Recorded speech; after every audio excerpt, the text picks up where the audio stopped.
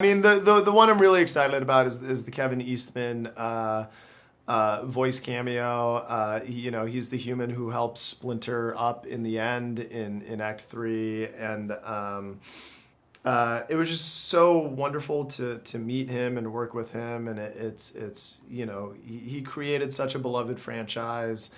It was nice to be able to honor him with that role in the movie. Nerd Reactor, roll out. Nailed it. Yes, Jeff. Ninja Turtles, New York, pizza, being ninjas. Out of all those things, what was it like the one thing where like, I need to have this in this film? Teenage. The most underserved of the four descriptors. Like, we've seen them be mutants, we've seen them be turtles, we've seen them be ninjas, but they've never effectively, authentically been teenagers in this way, and that was kind of that was the Pandora's box for the film, where we're just like, oh, if they are voiced by actual teenagers, they would have to look like actual teenagers, and the world will have to feel conducive to telling this teenage story. And it decided the way we shot footage and the way we recorded the kids, and that was just like the gateway to everything. Mm-hmm. And the whole teenage aspect, how hard was that to try to channel that in this movie? Like, can I still do like a good teenage story? Yeah, no, absolutely. It was easy because we leaned on the kids and leaned on the cast, and we did this extensive casting search. Hundreds of people auditioned, and then we just found these four kids that just felt like the Turtles and had great chemistry together. And we tried recording them individually, and we had this script where there were adults' ideas of how teenagers spoke to each other, and it just felt so false coming out of their mouths that we're like, we got to record them together, and we have to record not just them saying the lines, but the conversations around it, and we were able to just capture them authentically, hopefully. Oh yeah.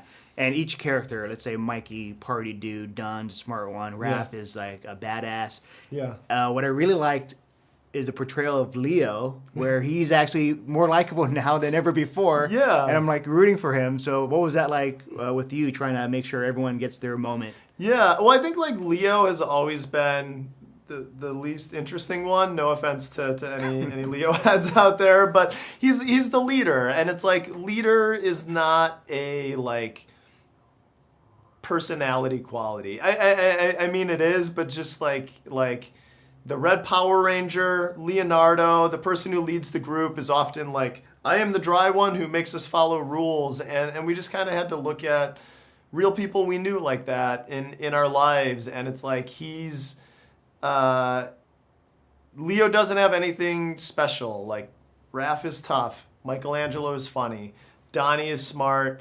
And Leo knows that he doesn't have anything special and is insecure about it, but also really well-intentioned and caring, and he cares maybe the most about his brothers, and in doing that, like, he became a dimensional character and like a real version, hopefully the realest version of himself. Mm-hmm. And another thing with this movie, gravitating towards the whole teenage stuff, you also have high school. Yeah. And there's a reference to the high school. I'm not sure if it's a spoiler or No. Eastman High. Yeah. I think it's in like a trailer. Maybe. Yeah. If not, it will be. Yeah. But we wanted to, they're on a roof called The Laird. They go to Eastman High School. Kevin Eastman actually does a little voice cameo in the film, which is really nice. It made sense to, it was funny to us to have the Turtles' whole desire be something as basic and boring as going to high school, something that we take for granted because it's so normal to us. And if you were a Ninja Turtle, that must feel like the coolest thing in the world. And you, Jeff, as a person, first time experiencing Ninja Turtles, what was that like?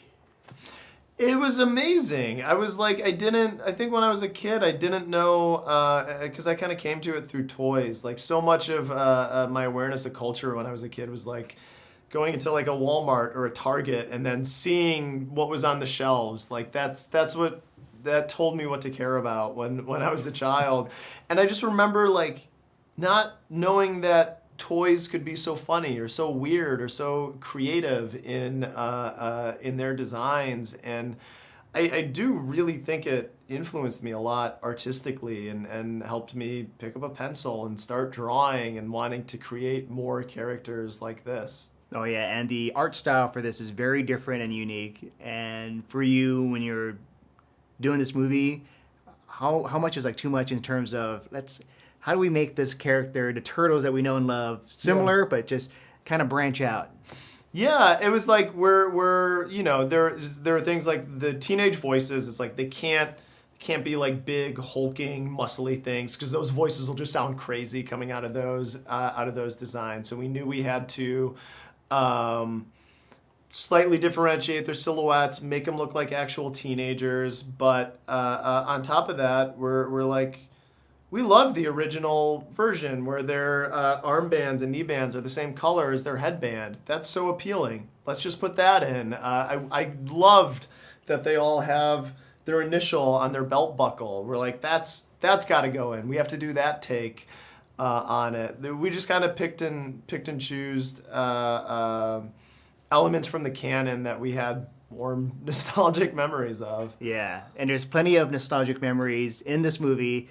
Was that hard or a challenge? Like, how many Easter eggs should be in this movie or not? Yeah, the hope was that it wouldn't be too noticeable or that it would never take an audience out of the experience. Like, we wanted it to, because sometimes when I go to movies and it's for a franchise or an IP that I'm not familiar with, and they do a moment where it's like a character walks on screen and then everyone freezes, and someone in the audience is like, "Oh!" I'm like, Who is that? What is? I don't know. I wish I knew. Yeah. I want to be in on the joke and the excitement, and we tried to not do anything that would alienate anyone because we wanted to introduce the Turtles to people who maybe weren't familiar with them. Mm-hmm.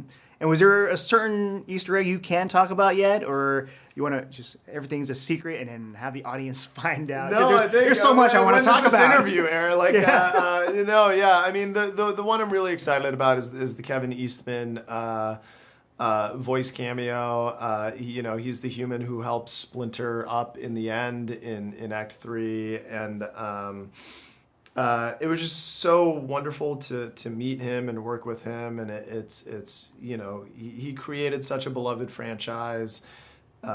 It was nice to be able to honor him with that role in the movie. Mm-hmm. And this is just nostalgia, right? But then there's also just the new stuff for new generations, especially with TikTok and just how the kids use their phones. Yeah. What was that like? Just trying to like, what do we want these the new generation to just fall in love with the Turtles?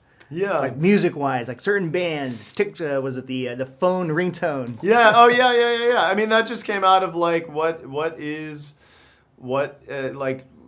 I don't know when we made the choice, but we're like, Donnie loves K-pop. He just absolutely loves it. That's a part of his character. So then we would write those things into it.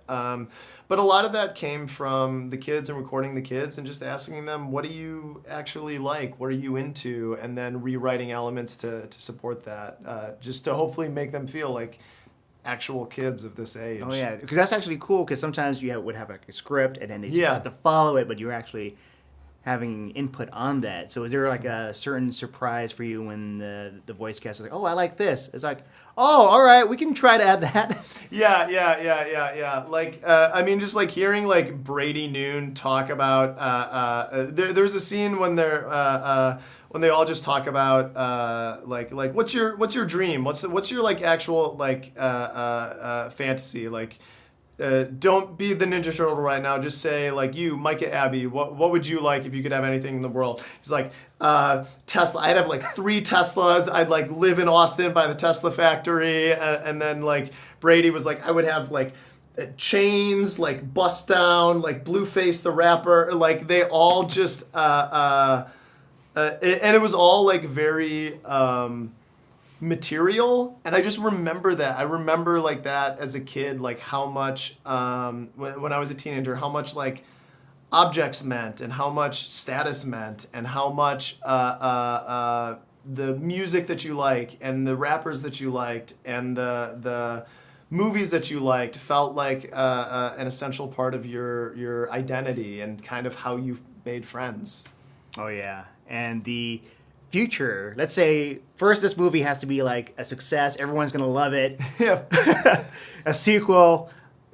I don't think it's a spoiler to say like this movie. Yeah. If it's good, there's gonna be a sequel, right? I think people want more of these characters, and I think there's a character we introduce right at the end that people will want to see that. Mm-hmm. And then let's say far into the future, Last Ronin. Yeah. Yeah.